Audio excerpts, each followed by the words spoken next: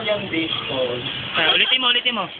Yan po ang paraman ng pagluluto. Kulang pa kayo sa mantika. Kulang pa tayo Okay lang po. Sige po, bibili lang po.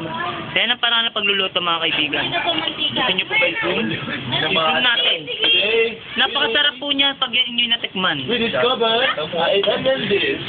Italian dish called... what is called that Italian dish? Bread roll. Bread roll, sir.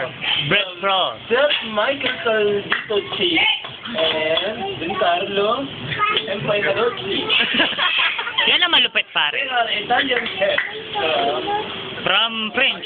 from Italy. From French Korea. I'm Frankfurt. 611. Darap ambareo. Dos dolos. Chinese naman, pare. Chinese. Yan. Niyonggo naman, niyonggo. Hindi, gusto. Pare, ikaw hindi Chinese yan eh. Ito para ang pagluto ng bread roll. Yan tama ah. Yan pag yan natikman mo, yan talap. Talap na talap. Lapit po natin ha.